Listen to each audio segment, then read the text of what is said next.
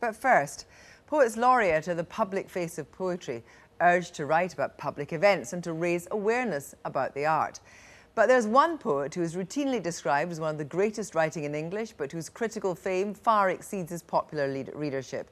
Geoffrey Hill, Oxford Professor of Poetry, makes a rare excursion to a public platform to read from his work on London's South Bank this weekend. He very rarely gives interviews, but he's made an exception for Newsnight. First, though, Stephen Smith had to find him.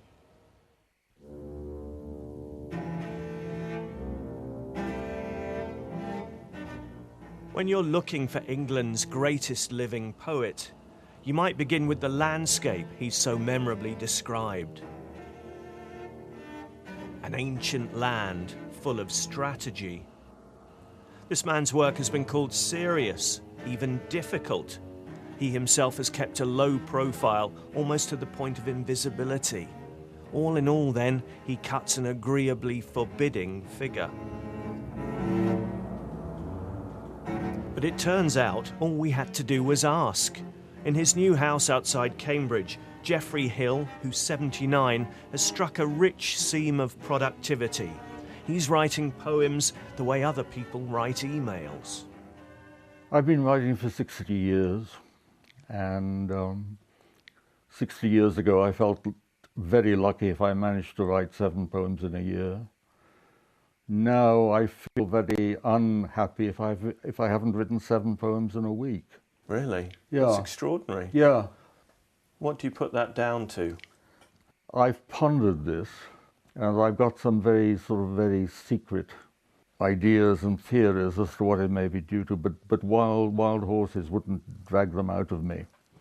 I'll write it down on my deathbed like an old lady donating her dandelion wine recipe to her kin, and I will give it to my biographer to put into the centenary biography in 2032. Well, that's very tantalising, but dare I explore it a little more with you? No. It's not to do with being happier generally? No, not at all, no. It's a mystery that... It's all a mystery. But you just won't tell me. I know. No, I think I know. As to the ant, when chance disturbs the state, divisions huge, minute, crude, delicate, like egg and spoon, white grub, rice grain, she works her reach with pitch and stretch, stayed in that giant creche. My reputation is that of a kind of solemn, dry as dust intellectual. And really, I'm a kind of drawing fantasist. I like getting onto a bench and standing on one leg, figuratively speaking. Of course, yes. In fact, the current Oxford Professor of Poetry credits a perhaps unlikely influence on his work. I was in a shop in Leeds the other morning. I said to the fellow, I said, "Excuse me, can you help me out?" He said, "Certainly, which way to come in?" I allowed my love of the comedians to get into my poetry.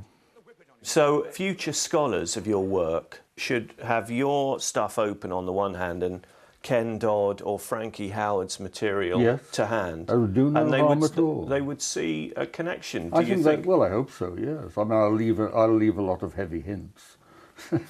The way a comic will often seem to sort of stress the grammatically unimportant word. It brings out a quite exquisite sense of the individuality breaking through the formula. Why haven't we heard more from Geoffrey Hill, the bard of an archaic Albion? We've simply been looking the wrong way, he says. He has plenty to say on Shakespeare and rap, for example. From my relatively marginal experience of rap, I don't think that any of the rappers I've heard have the potentiality of great poetry in them. But I think that a Shakespeare of this century would certainly learn from rap, yes. The butterflies, high flyers on high winds, invisible to us they plane and soar. beyond our minds' troubled conventioning, and do not err. What do you hope to do with the professorship of poetry? I welcome the opportunity to go over there once a term and perform 1,000th as well as Ken Dodd. I think you just might manage.